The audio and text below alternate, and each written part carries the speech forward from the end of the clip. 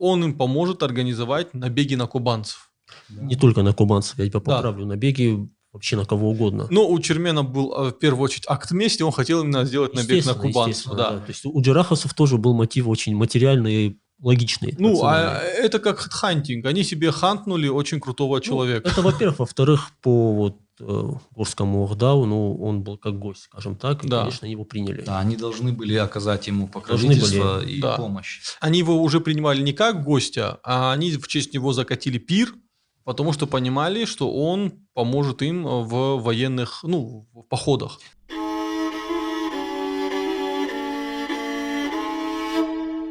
Я думаю, они уже знали, что какие-то набеги тагаурцев на Джарах, в том числе и на другие ингушские общества, возглавлял сам Чермен. Да. И зная, насколько он эффективен в набеге, они, естественно, восприняли это, ничего себе, какой ценный кадр теперь на нашей стороне будет. И там есть мотив, по разным версиям это или Эфенди, или ингушский старик. По одному из кадыков это ингушский старик, который, когда все славили Чермена, говорит джейраховцам, что вы делаете? Этот человек сегодня перебежал на вашу сторону, он изучит ваши тропы, в какой-то момент он договорится со своими родственниками, они уладят конфликт, он потом уйдет туда и, зная все наши тропы, он опять возглавит походы на нас.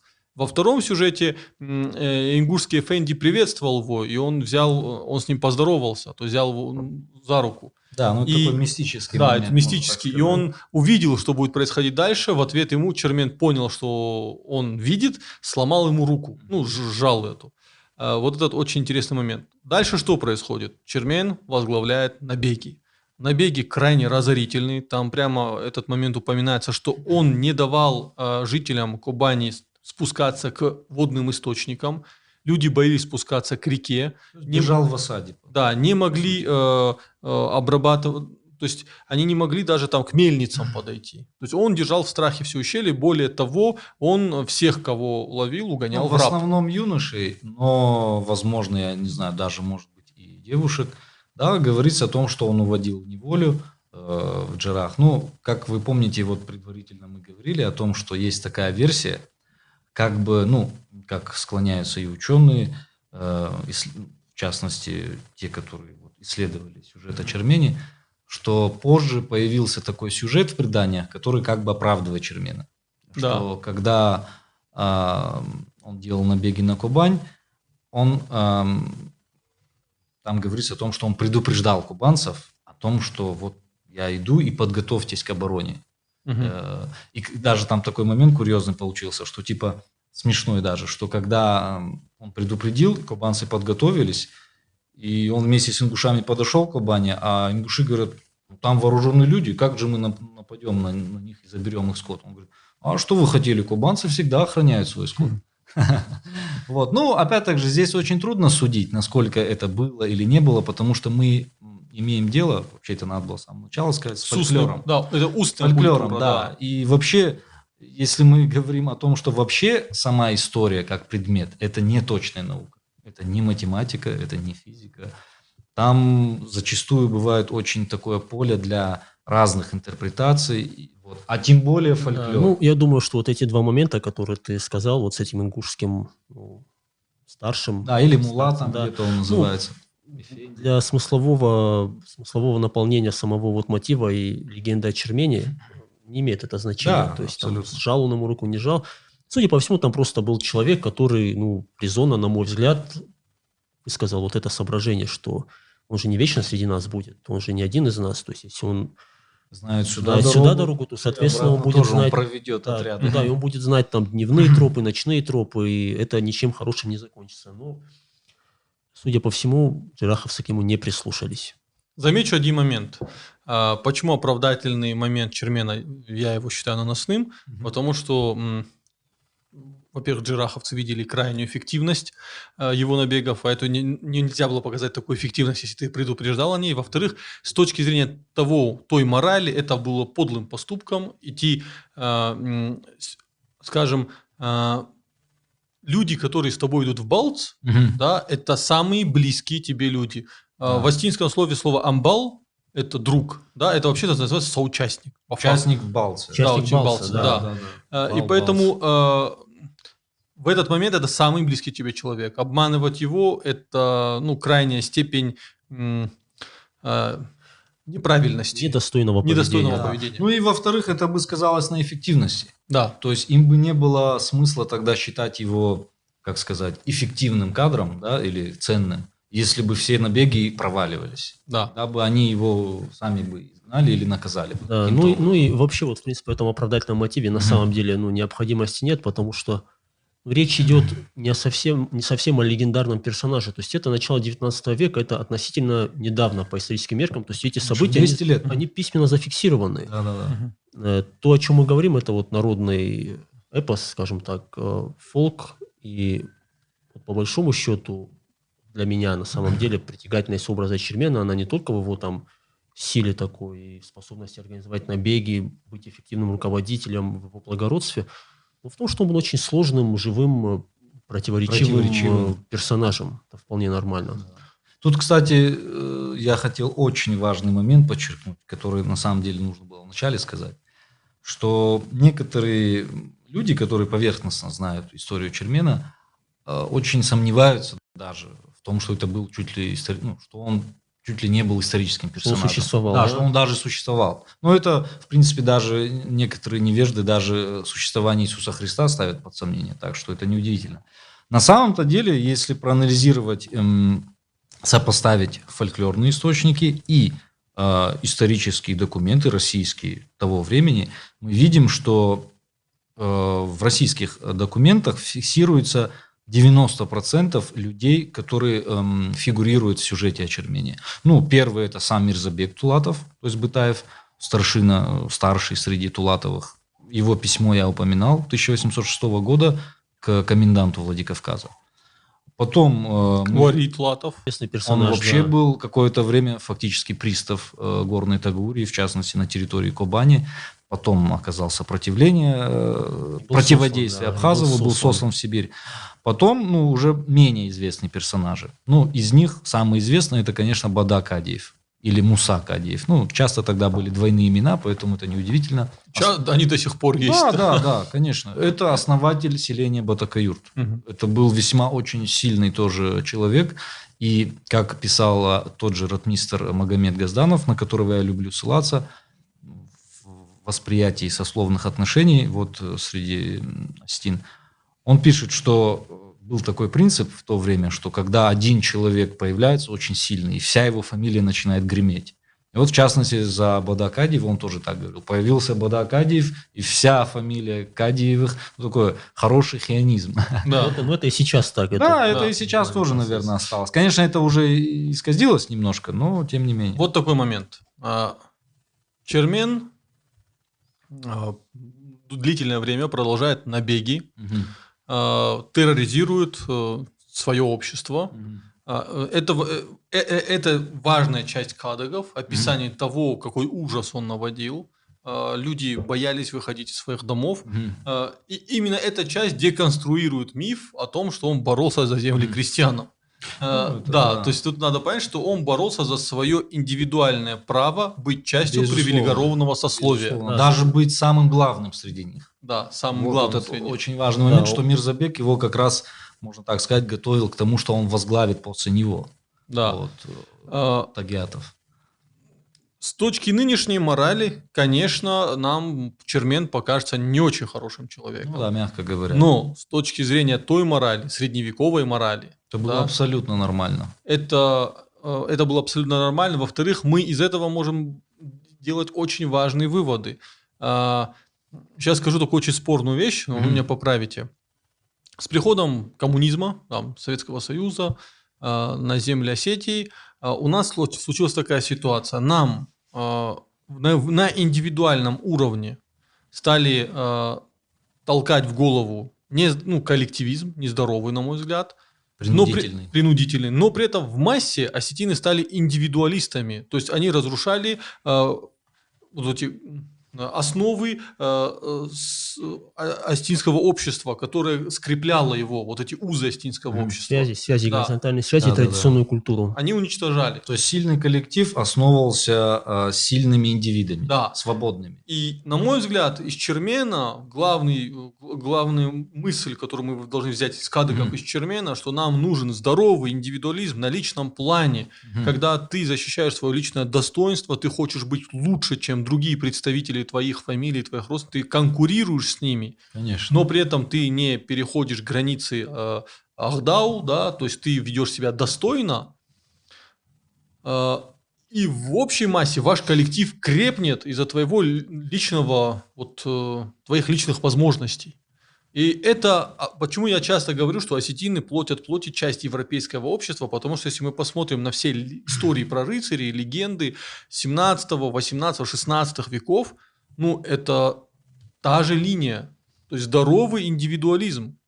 Даже не индивидуализм, тут можно и добавить вообще, влияние, скажем так, аланского этоса на формирование рыцарства европейского. Эта тема, она исследована в европейской историографии. И, помимо всего прочего, например, такой, даже не выдающийся великий знаток средневековья европейского, как Хейзинга, он, конечно, специально аланами не занимался, но он, например, возвращаясь к тому, о чем ты сказал, писал, что сердцевиной вообще европейского рыцарства было на самом деле высокомерие. И в этом тоже точно угадывается какая-то аланская тема, потому что если брать нашу эпическую традицию, нартовскую, нартегу-персарте, нарте-скалте даже их называют, то есть высокомерные нарты. Рыцарство – это все-таки индивидуализм, который уже достиг каких-то предельных значений, когда он может уже перейти в высокомерие. А касаясь темы с Черменом, обратите внимание, что насколько я знаю, есть же разные варианты предания о Чермене. Версии. Но тот момент, о котором ты говоришь, что он там перешел в Джерах, потом устраивал набеги, он у сказителей тех времен не особо и осуждается, заметьте. Они его за это не осуждали. То есть мотивация его была вполне понятна, и она признавалась вполне себе даже справедливой. Кстати, по этому поводу, в продолжение твоих слов, Суслан, я хочу процитировать Афако Гасиева, первого нашего философа, и, кстати, одного из немногих остинских философов. Да. Он пишет, что подвергавшийся преследованиям или несправедливым обвинениям горец, в частности осетин, бежит к немирному обществу или народу. Удалившись от своего аула и народа, он составляет шайку и начинает служить или проводником, или большую частью и проводником, и главой шайки. Какая задача у абрека? Нападать, беспокоить, держать в страхе, мстить. Кому? Главным образом тем, кто были причиной его обречества, и тем, с которыми общество, которому он удалился, находится во враждебных отношениях. А Михаил Баев в 1869 году свидетельствовал, чтобы добиться своего права, недовольные покидали родину и делались абреками, то есть переходили в другое общество и, заручившись там покровительством сильных и влиятельных людей, своими набегами принуждали родное общество склониться на свои требования, то есть склониться на признание их требований. Абреками делались обыкновенно люди отважные, следовательно, опасные для тех, особенно которые были причиной их бегства. Экстремисты. Нет, забегая вперед, цитата Баева, она характеризует то, чего Чермен в конце концов добился. Да. Если уже надо нам развивать, скажем так, ход событий. Это, кстати, было большой редкостью, чтобы абреку удалось добиться. Он добился того, что перед его требования были признаны законными. То есть перед его требованиями склонились, и в итоге, Орвестуем, так скажем, ему послали вещь, что мы готовы дать тебе то, что ты хочешь, возвращайся. Там даже в некоторых кадрах говорится, что они просили его вернуться. Не то, что мы тебе даем, мы просим тебя вернуться и остановить террор в отношении нас. Да, что он, собственно говоря, и сделал. И впоследствии, наверное, этот джераховский эфенди или ингушский старший, который опасался того, что Чермен потом будет делать набеги в обратную сторону, оказался прав. Да. Чермен, тут тоже очень важный социальный, даже политический контекст. Мы ведем сейчас речь о периоде начала XIX века, когда, как вы заметили в начале правильно, влияние Кабарды, оно уже ослабевало. Да. То есть оно ослабевало неизбежно, и в силу того, о чем ты сказал, Артур, в силу отсутствия внутреннего единства Кабарды, ну и уже справляться вот с давлением горцев они уже не могли объективно. Этот процесс, кстати, вот Цуцев хорошо описывал, что вот это влияние Кабарды, оно, соответственно, ну, исходя из географического расположения самой Кабарды, оно ослабевало с востока на запад. То есть Да. они вот постепенно отходили. И, соответственно, вот этот период, когда и осетины, они уже начинали на равнину, скажем так, выходить и Переселяться. возвращаться в нашем случае все-таки. Да, именно возвращаться. Очень важное замечание. Возвращаться и оттеснять уже кабардинских князей. От предгорий, да. И Чермен, вот он был одним из лидеров вот этого, скажем так, импровизированного движения. Реконкисты. Реконкиста, да, это очень громкий термин. Это громкое слово, я так утрированно. Да, пусть будет, это было возвращение вот Осетин на Аланскую равнину. И вот этот мотив взаимоотношений Чермена с кабардинцами, он, конечно, для Кадага более важен, чем его взаимоотношения с ингушами. Взаимоотношения с джираховцами, они были очень простым. Это было второстепенный фактор. Но вот социальная и политическая ткань предания, она в основном связана вот именно с отношением, во-первых, со своими, а во-вторых, вот... Да. Я, кстати, тут хочу дополнить, вот, что очень правильно подметил Суслан, тем, что вот то, что происходило вот в сюжете о Чермене, это удается очень довольно-таки точно датировать, когда это было. То есть, как я сказал, родился Чермен около 1783 года. Вот этот конфликт его датируется приблизительно 1800-1803 годы. Кстати, что интересно, почему я даже склоняюсь, что он ушел к ингушам в 1803 году, потому что в этом году паломники из Мекки занесли чуму, после которой тагаурцы ушли с военной грузинской дороги. И как пишет Цицианов, тут же ее заняли ингуши.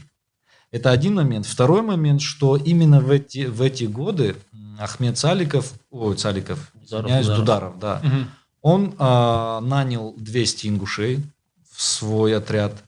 И произошли события, когда Цицианов, Кноринг, сжег его селение родовое, Чми.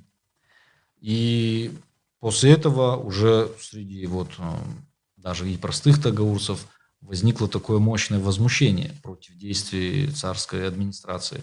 И это мое личное допущение, что Чермен, если мы возьмем как бы за основу, что он мог быть связан с Ахмедом Дударовым, он вполне мог принимать участие вот в этом движении Ахмеда Дударова.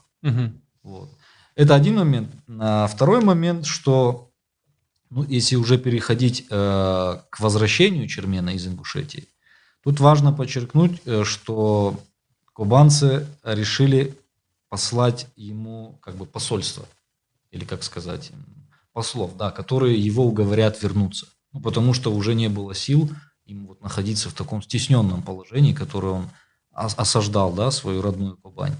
И тут уже мне стоит сказать, конечно, за предка нашей фамилии Бадзи или Абрак Бадзяты, который упоминается, он был побратимом Чермена.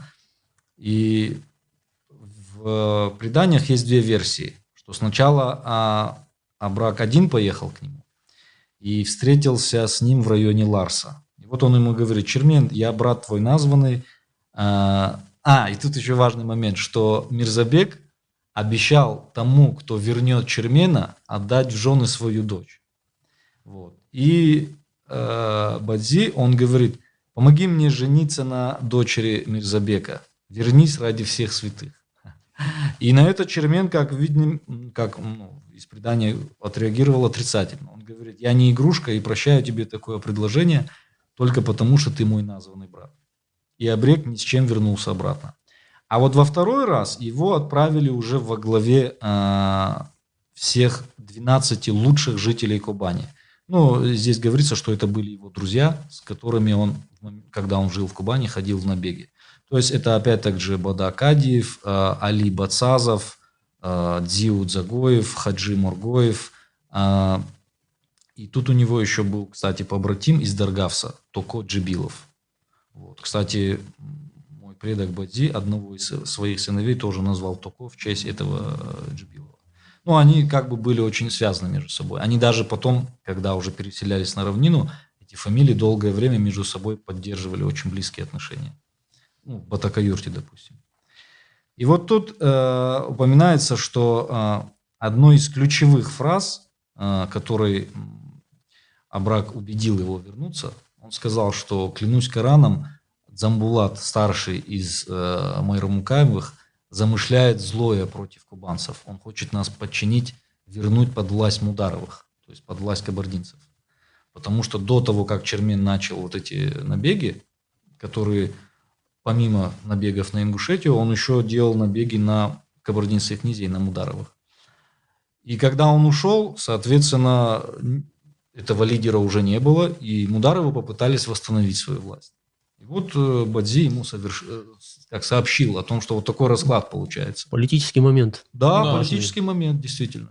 Тут еще такой момент я хочу сказать, что вообще в основе всех кадыгов вот этого периода, ну, кабардинцы часто бывают основной силой, потому что они все-таки оставались главным гегемоном Кавказа на тот момент. Равнины, да, безусловно. Да, и тут вот это удивительно. Тогда кабардинцы для осетин это были вот противники. Не только противники, ну и для кого-то союзники, конечно. И да, вообще, для знати. Да, они всегда были частью, то есть они находились в сознании осетинском. Да, сейчас вот мы настолько как-то в своих республиках закрылись, что для нас соседние народы находятся на периферии. Тогда кабардинцы были постоянным актором осетинской истории. Ну, соответственно, как бы и, наверное, и в кабардинском сознании осетины, по крайней мере, те, с которыми они постоянно взаимодействовали. Ну, бадилята точно, да. Да, они присутствовали. Ну, сейчас, как ты правильно сказал, уже вот этих горизонтальных связей, к сожалению, они не то что сошли на нет, но они очень сильно деградировали. Но мы их восстановим. Кстати, я хочу сказать, что тут важно подчеркнуть, что такой ущерб осетинским позициям, ну, в плане пользования землей и там, выхода на равнину, приносили, конечно, не простые кабардинцы, то есть не кабардинский народ, а именно кабардинские князья, которые, кстати, достаточно, мягко говоря, жестко относились и к самим простым кабардинцам. Ну, там были очень многочисленные восстания. Да, конечно. В частности, в Моздок сбегало очень много кабардинцев. Ну, более того, стратегии Российской империи на продвижении на черкесские земли, это было на первом этапе провоцирование таких восстаний, поддержка восстаний. Да. Внутри. Вот. Переходя уже к истории, вот Чермен возвращается, и он начинает досаждать кабардинцам. То есть его набеги направляются... Секунду, Олег, опять так же немножко ты забегаешь вперед. Прежде чем вернуться, ну, то есть на каких условиях он вернулся, кубанцы ему через вот Абрага, Бадзията, они ему передали, что возьми какую хочешь долю. То есть вот лишь бы ты вернулся, любую, вот что хочешь делай. То есть они как бы готовы были полностью под его власть. Вот они говорят, все, что угодно. И тут очень важные слова Чермена, которые показывают, что вот он не перешел эту черту от ощущения, такого сильного ощущения своего достоинства к высокомерию. Он сказал, я не волк, я не хочу брать больше того, что мне нужно, как сказать, что мне необходимо. Он говорит, верните мне ту поляну, которая Бештолтердус, которую он определил как хай своего отца. То есть он говорит, верните мне законное, то, что мне принадлежит, больше лишнего мне ничего не надо. То есть он, опять же, тут продемонстрировал такой осетинский стереотип поведения. Конечно, вождан. Да. Ну, он взял только то, что ему причитается, по его мнению, по закону. Он не вор, он оставался в рамках этики своего общества. Да. И он стал абрагом, то есть абреком не потому, что он хотел им стать, а потому что вот его родня его вытеснила. То есть, как сказать, он отполз, можно так сказать, отверженный был от своего общества. Теперь он вернулся как герой, как победитель. Коротко, он начинает досаждать кабардинцам. Возглавлять набеги и на ингушей, и на кабардинцев. Но в основном он досаждает кабардинцам, близкими которых являются Майрамукаевы. То есть он ударяет по интересам... мать из Мударовых. Да. Они были фактически, Майрамукаевы были проводниками кабардинской власти. Влияния в обществе. Он начинает досаждать, это бьет по... Майрамукаевым. Но я хочу тут момент сказать, что вот в Кадыгах отдельный большой фрагмент – это то, как Тулатовы, а именно мэра Мукаева, идут к тому, чтобы убить Чермена. Да, И, это очень важно. Да, я хочу сказать, это не то, что потому, что вот как в советском фильме они показывают, что они злые, плохие, нехорошие. Нет. Они долгое время подвергаются нападкам и унижениям, как со стороны знати, как со стороны Мулдаровых, как со стороны других тагиат, которые говорят, что вы прогнулись под властью Кавдасара, вы нам теперь не ровня. То есть их привилегированное положение становится под угрозу. И второй момент, сюжет там с ингушками, осетинками. Я вот сейчас да, как раз хотел к этому да. перейти. Тут очень важно еще такой момент, я вот часто говорю, очень важно, чтобы не упустить какие-то ключевые детали, чтобы не было такого перекоса в ту или иную сторону. Очень важно такой момент отметить, что среди Дударовых в это же время, когда вот эта история с Черменом происходила, произошел очень важный инцидент с Мударовыми, с кабардинскими князьями. То есть один из Дударовых, Мисост, когда кабардинский князь попытался силой украсть его сестру, убил кабардинского князя Алхаза Мударова. После чего, как пишет Клапорт, между Дударовыми и Мударовыми началась очень сильная вражда, и чеметинские, то есть вот эти все дударовские села стали абсолютно независимыми от Мударовых. До этого какая-то все-таки символическая власть Кабарды над этими селами была. Хотя, как мы видим, еще с начала 17 века Мударовы периодически жаловались российским властям, которым они присягали, что вот, мол, тагаурцы забрали у нас вот эту область, где Чми, Ларс и Балта, и поэтому они там делают какие-то неприятности проезжающим и берут дань, затрудняют продвижение. Это один момент. В это же время, опять же, в Хазнидоне тоже произошел очень интересный инцидент, когда у фамилии Сиоевы, княжеская кабардинская фамилия, князь Кайтукин тоже попытался украсть силой сестру, и Маци Сиоев тоже убивает князя Кайтукина, после чего происходит очень сильная вражда, и кабардинцы нападают на Хазнидон, именно князья кабардинские, и делают погром и сжигают церковь, которую там успела построить Остинская духовная комиссия. После чего большая часть жителей Хазнидона укрывается в лесу, а в 1810 году она переселяется в Моздокский район. Вот. Из этих беглецов основались две станицы, Новостинская и Черноярская. Но они потом стали станицами. Вот, то есть это такой исторический контекст. То есть это не только происходило в Кубани, это происходило везде, да. Да, вот на всей вот этой предгорной зоне. Кстати, в Алагирском ущелье похожие события происходили. Там вот этими пограничниками, которые охраняли вход в ущелье, были фамилия Бутаевых. Там был крайний аул Быц. И Бутаевы, вот как Тулатовы на самом деле в Кубани, а в Дигоре это были Кануковы в Доне-Фарсе. Они охраняли вот границы. И вот Бутаевы тоже, там вот у них были периодические стычки с кабардинскими князьями. Шла борьба с кабардинцами в тот момент во всех ущельях. С князьями, да. С князьями кабардинскими. И надо сказать, что в этот момент над Тулатовыми начинают усмехаться.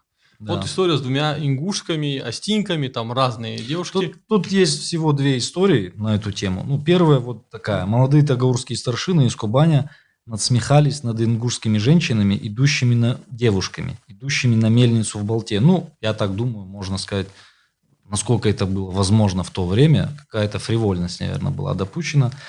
Как это сказать? Флирт, да? И те в ответ на такую фривольность упрекнули обидчиков. Если бы вы хотя бы были мужчинами, как Чермен. На это Тулатовы, когда уже между собой, это, видимо, молодежь, естественно, была, не взрослые мужчины, когда они собрались между собой, сказали, если женщины считают Чермена таким сильным, значит, нам нужно его убить. Это как бы ревность такая, коллективная ревность, назовем это так. Потом другой есть момент. Как вы знаете, в то время очень прославлялось, когда мужчины ходили в набеги. Это ставилось в заслугу, это считалось доблестью. Мне очень нравится такая история адыгская, когда одна из адыгских женщин упрекнула своего, вернее, тот, который хотел на ней жениться, девушка, ты мне даже не своровал пятнистую корову из Абхазии. Вот. Такой какой-то. Есть еще такая форма шутки, что в Кабарде не было старых князей. Ну, они умирали в походах. Погибали, Да. конечно. То есть старым ты не мог задержаться, если ты шел в поход. И там надо понять, что когда и в Осетии, и в Кабарде, и в Ингушетии, и в Чечне, когда люди, сильные фамилии и привилегированные классы шли в наход, они постоянно ходили в набег, они брали с собой дружину, да, если сказать. Надо понять, что это не было вот таким форматом, да, как там, я где-то сзади, дружина впереди меня, я уже прихожу, решаю вопрос. Нет, они шли впереди и за собой вели дружину. То есть раззог. Да. То есть впереди идущий. Да, и поэтому чаще всего и умирали. Да, набеги, и тут вот еще одна такая важная деталь этнографическая. Вообще у всех кавказских народов воровство считалось довольно-таки постыдным занятием, за исключением конекратства. Да. То есть вот, потому что причина какая? Украсть там какую-то вещь, там, это на самом деле было стыдно и считалось постыдным. Но именно конократство, оно было сопряжено со смертельным риском. Оно требовало доблести, потому что ценность коня, его стены и вообще у кавказских народов хорошего коня, она была зашкаливающая. У Ахмеда Дударова, у Ахмеда Цаликова в романе «Брат на брата» ведь его родственник, его двоюродный брат участвовал в планировании похищения сестры Алибека, потому что Муса, Варасидзау Муса, пообещал ему за это лошадь. И потом они его нашли в поле с лошадью, и он хотел убить своего брата за это. Вариация знаменитого Лермонтовского сюжета из «Героя нашего времени», где, вы помните, там герой Азамат, который фактически он свою сестру обменял на хорошего коня, который ему запал в душу. И вот возвращаясь к мотиву тулатовской молодежи, которая насмехалась над ингушками, и те им дали вот такой вполне достойный ответ, это показывает, насколько в предании Очермения на самом деле реализуются и отражаются различные осетинские культурные сюжеты и паттерны. Потому что вот этот момент насмешки, не насмешки, а когда, условно говоря, герой насмехается или что-то делает такое озорное, ему ребенок или женщина отвечает так, что это его провоцирует на какие-то действия, задевает его гордость и достоинство. Он очень распространен, в частности, вот в нартовском эпосе есть кадаг о том, как Уразмага Хамыц нашли своего деда Вархага. И он начинается с чего? Как там сюжет завязывается? То есть вот Хамыц, он еще был такой, наверное, отрок или совсем молодой человек, и он развлекался тем, что он... девушки ходили за водой на родник, и он упражнялся в стрельбе и разбивал им кувшины. Вот была такая у него забава, и, естественно, никто ничего не мог поделать до того момента, пока одна девушка, она не додумалась сказать ему, что, хорошо, конечно, ты молодец, разбил мой кувшин, проявил мужество, но вот если бы ты был настоящим мужчином, ты и твой брат, то вы бы нашли своего деда. И это вообще прекратило все его проделки, и, соответственно, он уже обратился в другую сторону. Поэтому вот этот мотив, он нашел отражение и в кадаге Очермения, как мы видим. Кадаг Очермения, он насквозь пронизан нартскими сюжетами. Есть такие там аллюзии. Да. Поэтика, она чисто такая героическая, осетинская. Да. Еще такой момент, в продолжении того, что Суслан сказал насчет конекратства, чуть-чуть такая небольшая ремарка. Вот в сказании о детях Бата, Батаев, одним из которых был Будзи, или там Бодзи, или Бадзи. Там есть такой момент, когда они хотели у своих противников, у кануков, захватить табун, и сначала они хотели именно своровать этот табун. Но тут Асламбек, обращаясь к Бадзи, он ему говорит: что мы будем поступать как воры? Сдай клич в Кобани, что дети Бата угоняют у вас табун, чтобы мы поступили как карнахта, то есть как разбойники, чтобы была погоня, чтобы они видели, что мы забираем, чтобы это явно было. Что это не воровство, а грабеж. Да. Вот это очень разные вещи. В Закавказье, допустим, в частности в Грузии, откуда, наверное, идет вот эта традиция воров, наоборот, очень культивировалось тайное хищение. А вот у горцев Северного Кавказа как раз это было очень не в почете. Я в каких-то записках читал про осетин историю, что эти дикари не могут просто украсть, им надо Да, перерезать да. половину людей и так забрать. Ну, Да. как волчьи такие. Да, товары, кто-то писал, что условно говоря. осетины не воруют, а осетины грабят. То есть это Мгм. такая важная деталь. И, кстати, вот в первой нашей поэме, одной из первых, Авхарта Хасана Кубалова, Кубалова.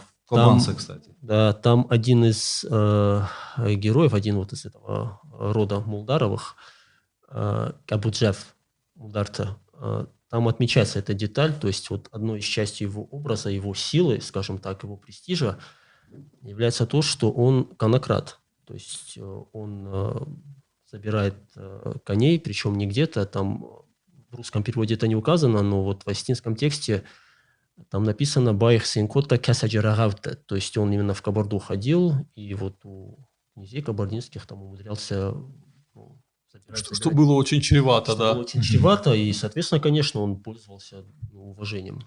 Помимо вот этого инцидента с ингушскими девушками, еще был такой момент, что там прям так написано в предании, говорится, вернее, что осетинские женщины стали, ну, как сказать, меньше стыдиться своих мужей, потому что они попрекали своих мужчин, типа, вы недостаточно доблестные, как чермен. То есть там был момент не только с ингушскими женщинами, но и с осетинскими тоже. И это тоже, естественно, там говорится, что ну вот все, теперь мы точно его должны убить. Да, ну это если брать Кадаги, а если брать логику, да, социально-экономическое положение, у Тулатовых была проблема, потому что их уже многие начинали не считать ровней. В первую очередь кабардинские князья. Да, кабардинские потому князья. что у них это был жесткий запрет на то, чтобы даже, вот как я уже в самом начале говорил, чанка, то есть, как это сказать, помесь князя с простым уздением, чтобы он был наравне с князем, это было невозможно. Соответственно, они, исходя из своих представлений о, как сказать, благородстве, да, они начали, естественно, тагиатов попрекать, которые стремились быть с ними наравне, что, мол, не-не-не, мы вас не принимаем за ровню, вы что-то тех, кого не следует принимать в свой состав, да еще и поставили во главе себя. Это вообще уму непостижимо, как говорится. Ну и, наверное, другая фамилия, соседняя Кануковой, которая Валлак Кубан, это им как бы принадлежала, они тоже, видимо, их попрекали. Ну и помимо всего прочего, вот в частности Дабе Мамсуров в своей художественной обработке, он вообще делает вопрос противостояния с кабардинцами одним из самых главных, с кабардинскими князьями, один из самых главных причин конфликта Майра Мукаевых с Черменом. И проводит такую аналогию, что они были больше даже не убийцами Чермена, а предателями. Что еще хуже. Да, именно. Да. То есть, по сути, вообще, кстати, в большинстве версий Чермена убивают не Тулатовы, а кабардинские князья. То есть Дзамбулат, о котором, допустим, Захо Гатуев в пересказе «История о Чермене» говорит, это был очень униженный представитель тагиатов, который побирался у кабардинских князей. То есть он как бы прислуживал им, то есть был прислужником кабардинских князей. И вот он заманил Чермена, решил, вернее, у них такой заговор созрел, там еще Кайсын упоминается, ну и другие там представители ветви Майра Мукаевых, они решили заманить Чермена в западню.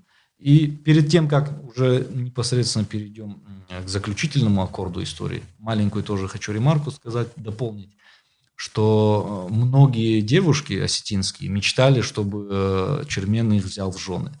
Чермен выбрал Госаму из рода Байматовых, с которой он познакомился на Кув Диджибиловых, когда он ездил в Даргавс. С даргавцами у него особо близкие отношения тоже сложились. И, кстати, часть Бытаевской земли находилась в районе Даргавса. Вот. И там даже упоминается такой момент шутливый. Непосредственно перед свадьбой Чермена, вот мой предок Бадзи, он как бы подколол Чермена. Куда это ты, мол, они встретились на дороге вот, в районе Кахтышара из Кубани в Даргавс, и он увидел, Бадзи выехал как бы из темноты, и он ему говорит: о, нарский хамыц. Он как бы Бадзи так называл, мол, что ты здесь бродишь в такое время? А он говорит: почему ты меня не познакомил до сих пор со своей невестой? Вот. И потом он был в числе Миневерта, который вот он там еще был, вот, опять же, Хаджи Мургоев. Вот. И вот возвращаясь к тому, как Дзамбулат Майрамукаев организовал заговор, он там еще упоминается, что он решил использовать побратима Чермена по имени Хаджи Паго. Это был кабардинский побратим, ну, он был из простых кабардинцев, условно назовем так, но очень доблестный, очень мужественный. Он жил в районе где-то так современного города Терек или Плановское, вот в этом районе. И он тоже, кстати, был на свадьбе у Чермена. И это упоминается в сказаниях, что Дзамбулат встретился с этим Хаджи Паго и пришел к Чермену, и от его лица как бы передал весть. Передал даже, кстати, какой-то кнут его, ну, который Чермен узнал, естественно, так как они были побратимы. И он сказал, вот тебе знак того, что Хаджи Паго тебя приглашает в совместный набег. Давай, мол, отобьем табун у Джилихстановых, то есть у Мулдаровых. Хотя в состав Джилихстановых и Ахловы входили. Но Ахловы жили ближе к Ингушетии, к Чечне, а вот Мулдаровы как раз непосредственно к Кубанскому ущелью, Дарьяльскому. И вот они как бы, по сути, пригласили его в совместный набег. Причем они предложили ему возглавить этот набег. Вот это очень важный момент, потому что Кавдасар не мог возглавить набег, в котором были тагиата или те, кто его выше. То есть здесь показывается, что его уже как бы ставили, во всяком случае, вот так открыто, как равного себе и даже главного. Вот, и, собственно, они уже пошли в набег, и в районе Татартубского минарета, где, кстати, было общее такое святое место для кабардинцев и для осетин, где укрывались абреки и где происходили примирения кровников, в этом районе. И, кстати, там еще такой момент, что Чермен спрашивает по пути Дзамбулата, а почему вот именно сегодня, почему вот именно там? Потому что, говорит, князья будут на молитве, это была пятница, и пока они молятся, мы как раз украдем у них табун, то есть отобьем.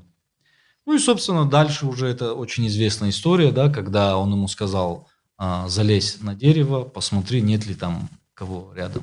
И вот пока он залез, вот Вари Шанаев, который жил, кстати, в доме Мирзабека Тулатова в Кубани, он говорит, в этот момент Дзамбулат отошел в засаду, то есть в кусты, где уже предупрежденные им сидели князья Мулдаровы. И он сказал, вот наша жертва пришла сама в наши руки. И, соответственно, эти князья вместе с Майрамукаевыми окружили это дерево и начали расстреливать его с ружей. Но там упоминается еще у Вари, что он спрыгнул с дерева и успел зарезать нескольких и Мулдаровых, и одного из Майрамукаевых. Вот. То есть он погиб в борьбе. Ну, сюжет с деревом, он видится каким-то тоже, ну, таким мистическим, да, скорее иносказательным. Просто сомнительно, чтобы Чермен залазил на дерево, что-то там смотреть. Не, ну почему? С учетом того, что именно вот в этих местах, если мы посмотрим, где Ильхотово, где Дарков, там рельеф такой. Там очень заросшая такая местность, условно, если так сказать. Ну, это и не имеет значения на самом деле. Тут главное то, что на самом деле вот этот Дзамбулат Майрамукаев, он скорее всего выступил не как убийца, а как предатель, да. И организовал эту засаду. Тут просто сошлись и мотивации Дзамбулата и Майрамукаевых, и части Тулатовых, и мотивации Мулдаровых, этой отдельной фамилии кабардинских князей, и они смогли успешно для себя осуществить вот это мероприятие, так скажем, и убить Чермена. И после этого вот два побратима Чермена, они приехали в Кубань и узнали от жены Чермена, от матери, что он отправился Дзамбулатом в Балц. И они, конечно, удивились, что, мол, как же он мог довериться этому человеку, который, ну, весьма такой приближенный к кабардинским князьям. Они говорят, как же он такой... Ну, там подчеркивается во многих преданиях, что он был очень такой простой по своему, как сказать, душевному складу, доверчивый. Нехитрый человек. Да, нехитрый, что у него не было вот хитрости. И они отправились туда по его следам и нашли его тело вот в этом местности, в районе Татартупа. И привезли его тело в Кубань. И вот у Ари описывается, как эти похороны были, что когда они ехали по ущелью к Кубани, и люди узнавали, кого они везут, ну, видно, что вот этой буркой накрыто было, как бы вардон, и массы народа стали стекаться. И это превратилось в огромную траурную процессию. Вот. Упоминается, что Хаджи Мургоев, как вот духовное, так сказать, лицо, он провел, так сказать, ритуальную часть похорон. И именно на могиле, вот среди тех, кто присутствовал, был Кайсын Майрамукаев, один из участников, тех, кто его предал. И Хаджи Паго обратился к кубанцам, он говорит: кубанцы, я кабардинец, я названный брат. Перед этим они, когда с Бадзи подходили к Сабрагам, когда они подходили к матери Чермена, они били себя и говорили: мать наша, что мы можем сделать? Ну, вот так мы допустили, что нашего брата убили. И потом он обратился к кубанцам и сказал, что я кабардинец, но ваши предатели привели Чермена к волкам. Вот. И один из них, говорит, из этих предателей здесь, и хотя они это сделали тайно, я, говорит, в открытую сейчас ему за это отомщу, и достал пистолет и выстрелил прямо в лицо Кайсыну. Вот. И все люди как бы, Аллах, мол, ну, как бы удивились, даже не удивились, как поразились вот этому. И он, может быть, как там у Ари описывается эта ситуация, он мог бы и выжить, но все кубанцы схватили его и как бы добили, условно говоря, как предателя. Вот. А Дзамбулат, он куда-то сбежал, в общем. Ну, надо отметить, что если бы Майрамукаеву вы убили сами, это было бы, скажем, менее зазорно, чем то, как они предали его. Конечно, конечно. Дальше это уже немного, ну, такое отступление, но я хочу все-таки вот про легенду Чермена о его склепе все-таки упомянуть обязательно. Ну, это не легенда, это тоже зафиксированный такой сюжет, кадр, что когда спустя там, на самом деле, короткое время после этих событий, в 1830 году была карательная экспедиция в Осетию, ну и в частности в Тагаурию, Абхазова, который сжег Кубань полностью, Чми он сжег. Но это вот, скажем так, одна из наиболее разрушительных карательных экспедиций была в Осетию. Кто-то, один из жителей селения Кубань, когда вот эти события начали происходить, он воскликнул, обращаясь к Тулатовым, что «эх вы, вот такие Тулатовы», он их оскорбительно назвал. Если бы, мол, вы вот тогда не убили Чермена, то сейчас у вас была бы опора, и он бы сейчас не пустил сюда врагов, и мы бы выстояли. И вот, как Када говорит, довольно поэтично, после вот этого вскрика, после вот этого обращения, вот часть склепа, угол склепа Чермена, он обвалился. То есть это о чем говорит? О том, что в культурной памяти и народа, и вообще в памяти осетин, и в частности жителей населения Кубань и вообще Тагаури, образ Чермена, он еще был жив спустя там десятилетия после того, как его убили.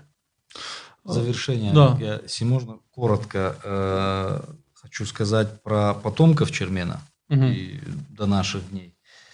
Это вот, в 1886 году в Хамалаге жили 3 семьи Бестоловых. В Батакаюрте одна. Батакаюртовец 40-летний Гаци и 30-летний Дрис были сыновьями Гапи Бестолова, который был сыном Чермена.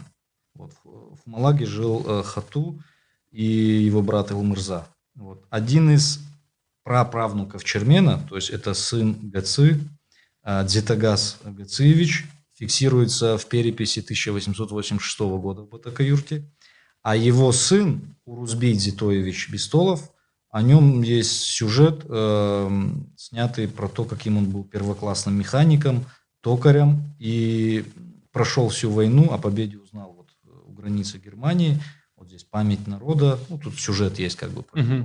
Ну и, соответственно, правда, к сожалению, сейчас, вот, насколько я узнал от девушки, которая является админом, от моей хорошей знакомой, Адамон Корт в ВКонтакте, у нее мать Бестолова, я от нее узнал, что прямых потомков вот, Чермена среди по крови, да, то есть их осталось очень мало, буквально там 1-2 человека, там, вот, то есть и это вообще изначально очень маленькая фамилия была. долгий и не самый простой наш подкаст, но главная мысль деконструировать миф, коммунистический миф о Чермене и показать вам реального Чермена. Сложный путь осилит идущий. Обязательно под нашим подкастом будет много ссылок, с которыми вы можете ознакомиться. И знаете как, когда ты позволяешь какой-то пропаганде влезать в коллективную память твоего народа, то твой народ становится жертвой этой пропаганды, жертвой того, кто реализует эту пропаганду. И ты, причем жертвой безмолвной. Ты уже не демонстрируешь свою волю, ты просто становишься проводником чужой воли. Поэтому нам надо понимать все-таки, какой был реальный Чермен, чтобы вернуть опять свое сознание к тем базовым истокам астинского мироощущения, астинского сознания. Кстати, несмотря на то, что мы, как ты говоришь, деконструировали сложившийся образ и миф Чермена, но мне кажется, тут очень важно подчеркнуть, что несмотря на то, что Чермен не боролся за права каких-то холопов против каких-то помещиков, он все же был величайшим, одним из самых великих примеров борьбы за личную свободу, за достоинство. Да, безусловно. А это основа вообще, любого уважающего себя общества. Да, отстаивать свое достоинство. Борьба. Это пример уже для остальных людей отстаивать свои права. Вот пафос борьбы Чермена, как ты правильно сказал, Артур, это борьба за личное достоинство и за личную честь.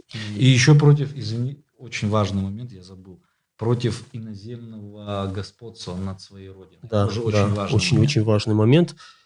И связывая это с тем, вот, что ты сказал, Олег, наверное, цель нашего подкаста была не столько там в деконструкции коммунистического мифа, дело не в этом. Цель нашего подкаста была в том, чтобы и самим лучше разобраться в истории о Чермене детально, подробно. Донести до людей. И просто вот сложилась такая ситуация, что вот когда мы начинаем разбираться, читать, узнавать про реального Чермена, это автоматически деконструирует тот миф, который был создан в советский период, потому что этот миф, он затрагивает какую-то небольшую часть его образа и отражает не самую значительную часть его борьбы.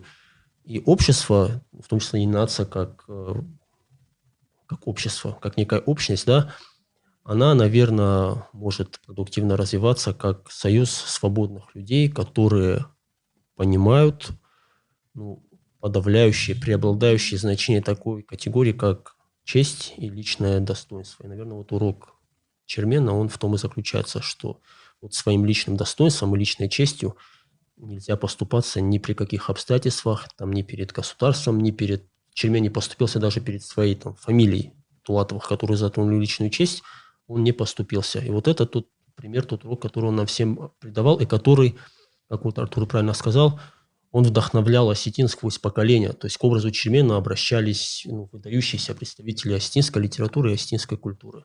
И думаю, что вот его образ, интерпретированный уже более правильно, объективно, он должен вдохновить и будущее поколение осетин. Ставьте лайк, подписывайтесь на нас. У нас подкасты еще будут. Всем спасибо. Артур по-любому там еще придет обязательно. Была очень интересная дискуссия. И спасибо за возможность поделиться этой историей, которая для моей фамилии, я же говорю, это для нас очень важная история. Я думаю, это для всей сети особенно важная история. Да. Для нас, для моей фамилии это особенно просто важный момент. И поэтому мне особенно приятно, что вы уделили такое... Про Варит Латова тоже тебе придется поучаствовать. Так обязательно. Что... Кстати, я хочу напоследок, я уже 10 раз говорю напоследок. Да, такая просто история, никак не могу оставить ее. Буквально недавно я связался с одной из самых последних представительниц рода Бытаевых-Тулатовых. Она Марет Исмаиловна, она проработала школьной учительницей. Это я узнал из книги своего родственника Исламбека Марзоева. Она проживает в Грозном. И вот это буквально она последняя представительница из потомков Вари Бытаева и Мирзабека Бытаева. Вот. То есть как Бестоловы, так и Бытаевы. Вот это очень интересный момент. Практически исчезли эти фамилии. Вот последний. Ну, у Бестолова хотя бы мужской еще наследник, а у Бытаевых не остался мужской наследник. Есть Бытаевы-Гизельские, но, как сказать, Алдары Бытаевы их не считали своими, потому что они вот считали те, которые мусульмане. Ну, вот такой момент уже. Короче, всем спасибо. Да, спасибо большое. Скорбужный. Оставайтесь с нами. Всего доброго. Рас Всего Маут. доброго.